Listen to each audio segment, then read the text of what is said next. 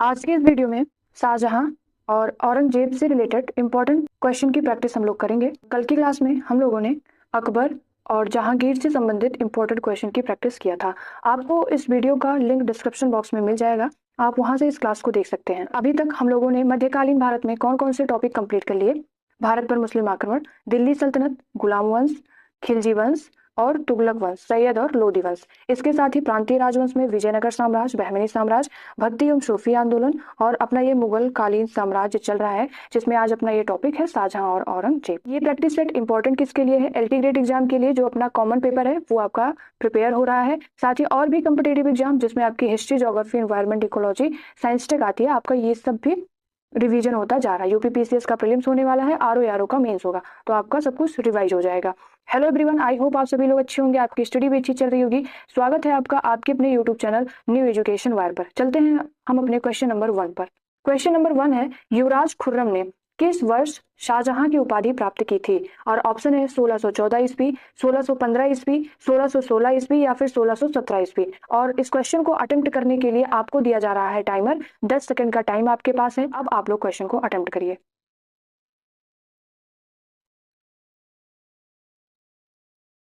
Time up.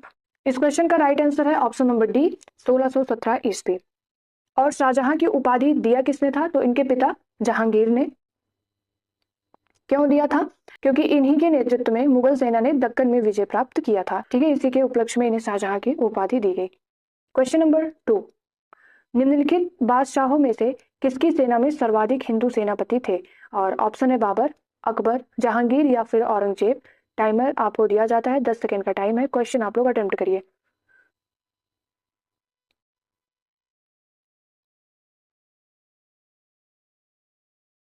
Time up. तो इस question का राइट आंसर क्या है? Option number D, Aurangzeb. और हिंदुओं की संख्या कितनी थी? 33%। और अगर हम लोग शाहजहां के समय से तुलना करें तो शाहजहां के समय में मात्र 24% हिंदू सेनापति ही थे। ठीक है। क्वेश्चन नंबर 3, निम्नलिखित में से कौन औरंगजेब के शासनकाल का राजकीय इतिहासकार था? ऑप्शन दिया गया है ईश्वरीय नागर, खफी खां, भीमसेन कायस्थ, मोहम्मद काजिम।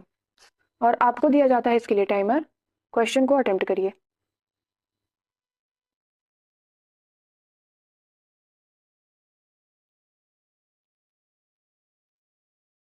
Time up. इस क्वेश्चन का राइट आंसर है option number D, Mohammad Kazim. और पुस्तक का नाम क्या था? आलमगीर नामा। इसमें है क्या? ये औरंगजेब के 10 सालों का इतिहास है। और अगर हम लोग ईश्वरीय नागर को देखें तो इनकी पुस्तक का क्या नाम है? फुतुहाते फुतुहाते आलमगीरी। और खफी खां मुंतखब उल तवारीख।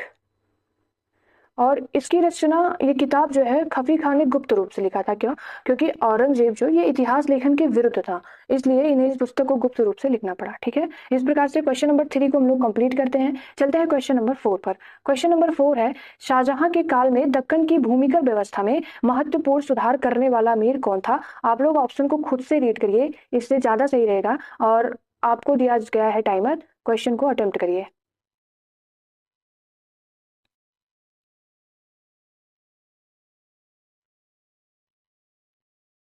Time up. पहले हम लोग ऑप्शन को देख लेते क्या क्या है। आसफ खां, महावत खां, खान ए जमा या फिर मुर्शीद कुली खां। तो इस क्वेश्चन का राइट आंसर है ऑप्शन नंबर डी, मुर्शीद कुली खां। टोडरमल की तरह मुर्शीद कुली खां ने भी जब्त प्रणाली को लागू किया। ठीक है, प्रणाली कौन सी थी? जब्त प्रणाली। और ये है क्या? कृषि भूमि की माप के आधार पर इसमें लगान जो है वो निर्धारित किया जाता था।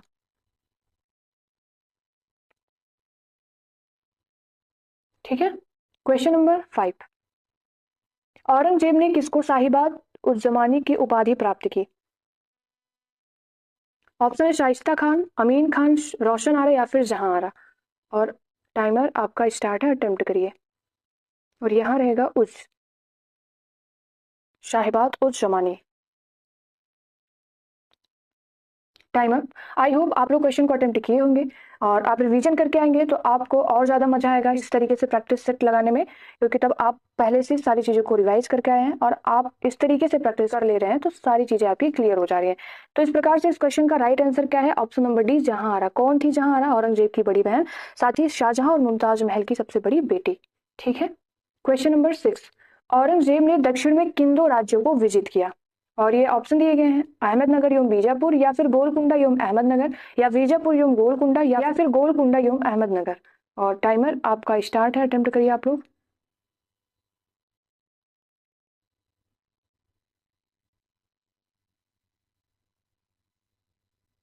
Time up.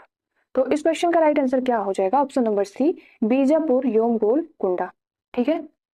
Question number 7, Hindu धर्म ग्रंथों का अध्ययन करने वाला प्रथम मुस्लिम शासक कौन था? अमीर खुसरो, अमीर हसन, दारा शिको, या फिर शुजा।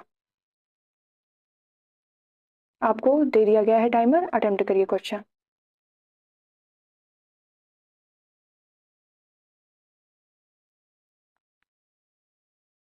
Time up. तो इस क्वेश्चन का राइट आंसर क्या है? Option number C, Dara Shikoh. Dara Shikoh कौन था? शाहजहां के चार पुत्रों में चार पुत्र कौन कौन से थे? दारा शिको, शाह शुजा, औरंगजेब और मुराद बख्श। तो इसमें दारा शिको सबसे बड़ा पुत्र था शाहजहां का, और दारा शिको ने भगवत गीता, योग वशिष्ठ आदि कृतियों का जो है फारसी में अनुवाद कराया। और सबसे महत्वपूर्ण कार्य क्या था दारा शिको का? वेदों का संकलन किया। ठीक है। इस प्रकार से अपना क्वेश्चन नंबर 7 कंप्लीट होता है। और एक क्वेश्चन को सॉल्व करने के साथ साथ हमने 3-4 चीजों को सीखा। अगर इससे संबंधित कोई भी क्वेश्चन आपको एग्जाम में मिल जाए तो आप इसे इजिली कर सकते हैं। क्वेश्चन नंबर 8, अकबरनामा के निम्नलिखित भागों में किसे आईने अकबरी कहा जाता है? पहला भाग, दूसरा भाग, तीसरा भाग, या फिर चौथा भाग। इंपॉर्टेंट क्वेश्चन है। टाइमर आपका स्टार्ट है, क्वेश्चन को आप लोग अटेम्प्ट करिए।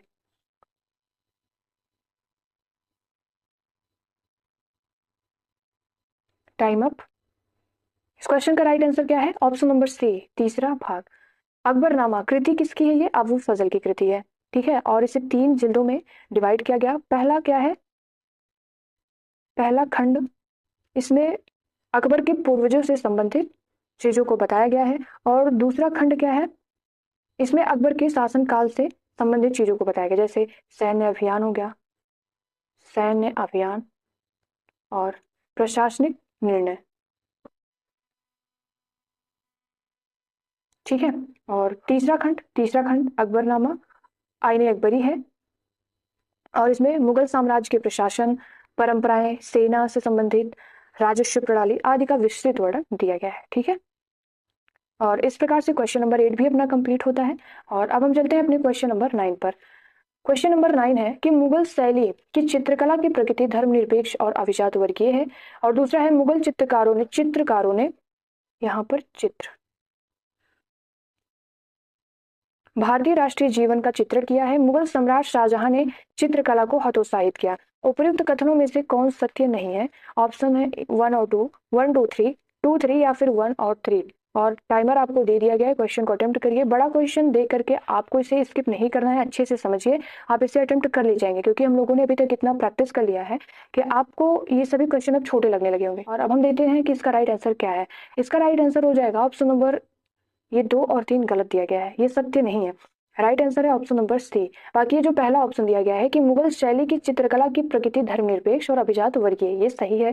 दूसरा है कि मुगल चित्रकारों ने भारतीय राष्ट्रीय जीवन का चित्र किया है। मुगल चित्रकारों ने किसका किसका चित्र किया था, इसके हम लोगों ने प्रैक्टिस भी किया है। दरबारी चित्रण, पशु पक्षी और प्राकृतिक दृश्य है, युद्ध का दृश्य है ना। तो इस प्रकार से ये गलत हो जाता है। और तीसरा क्या है? मुगल सम्राट शाहजहां ने चित्रकला को हतोत्साहित किया, हतोत्साहित नहीं किया था। तो ये भी गलत है। अपना राइट आंसर आ गया option number C. Question number 10, Delhi के लाल किले में मोती मस्जिद का निर्माण किसने किया था? जहांगीर ने, अकबर ने, शाहजहां ने, या फिर औरंगजेब ने। और टाइमर स्टार्ट है, क्वेश्चन को अटेम्प्ट करिए आप लोग।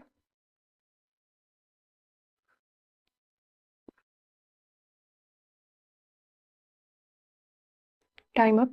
इस क्वेश्चन का राइट आंसर है ऑप्शन नंबर डी, औरंगजेब ने बनवाया था 1659 से 1660 के बीच में अपनी पत्नी के लिए। ठीक है।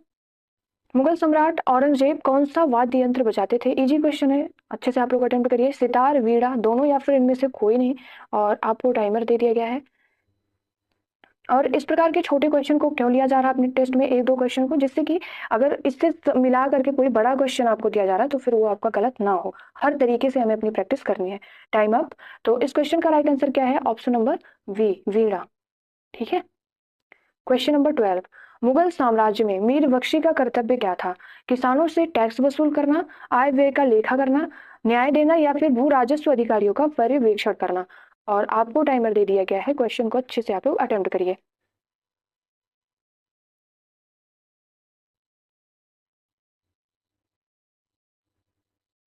Time up. तो इस क्वेश्चन का राइट आंसर क्या है? ऑप्शन नंबर डी, भू राजस्व अधिकारियों का पर्यवेक्षण करना मीर बख्शी का कर्तव्य था। क्वेश्चन नंबर 13, सर्वप्रथम किस मुगल शासक ने ब्रिटिश के विरुद्ध संघर्ष किया था? औरंगजेब, शाहजहां, बहादुर शाह जफर, या फिर जहांगीर। और टाइमर दे दिया गया आपको, स्टार्ट।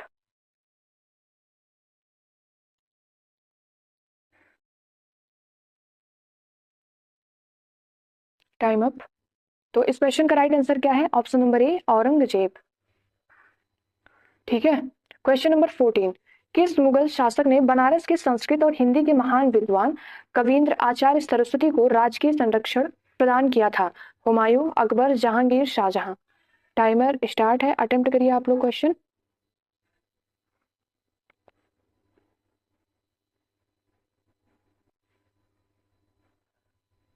Time up. तो इस क्वेश्चन का राइट आंसर क्या है? ऑप्शन नंबर डी, शाहजहां ने। ठीक है। ये सभी पीवाईक्यू हैं, जितना हम लोग जितने भी क्वेश्चन की प्रैक्टिस करें सबके सब पीवाईक्यू हैं, इसलिए आपको इसकी अच्छे से प्रैक्टिस करनी चाहिए। क्वेश्चन नंबर 15 है कि मुगल काल में कृषक वर्ग पर विचार कीजिए।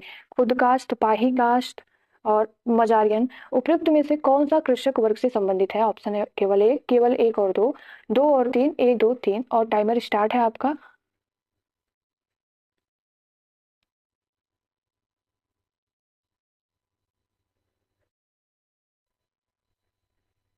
Time up. तो इस क्वेश्चन का राइट आंसर क्या है? ऑप्शन नंबर डी, एक, दो, तीन, तीनों सही है, कृषक वर्ग से ही संबंधित है। बाकी इसमें अंतर क्या है उसको हम लोग समझते हैं। खुद कास्ट, खुद कास्ट कौन थे? ये जिस गांव में रहते थे उसी गांव की भूमि पर ये खेती करते थे, मतलब कि जो किसान थे वहीं के निवासी थे। ठीक है। और पाही कास्ट कौन थी? ये दूसरे गांव में जाकर कृषि करते थे। और फिर मजारियन कौन है? ये कृषकों से भूमि जो है किराए पर लेते थे और उस पर कृषि करते थे। ठीक है। ये कुछ अंतर था इन तीनों में और उसे हम लोगों ने समझ लिया। अगला क्वेश्चन है कि निम्नलिखित में से कौन सी किताब मुगल शाही परिवार की एक महिला ने लिखी थी? अकबरनामा, बाबरनामा, और हुमायूं नामा, और बादशाह नामा। आप बताइए इसका राइट आंसर क्या होगा, और आपको टाइमर दे दिया गया, स्टार्ट।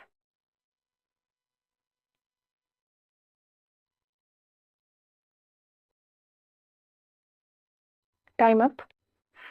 इस क्वेश्चन का राइट आंसर क्या है? ऑप्शन नंबर सी, हुमायूं नामा। किसने लिखा था इसे? गुलबदन बेगम ने। गुलबदन बेगम। अकबरनामा किसकी कृति है? अबुल फजल, अबुल फजल। और बाबरनामा इसे स्वयं जो है बाबर ने ही लिखा था, लेकिन फारसी अनुवाद किसने किया था? तो अब्दुल रहीम खाने खाना, अब्दुल रहीम खाने खाना। और बादशाह नामा अब्दुल हमीद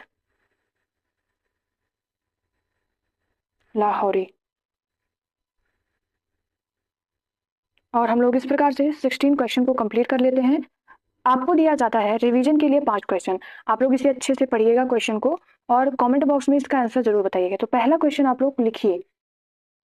पहला क्वेश्चन है कि उत्खनित प्रमाणों के अनुसार पशुपालन का प्रारंभ हुआ था।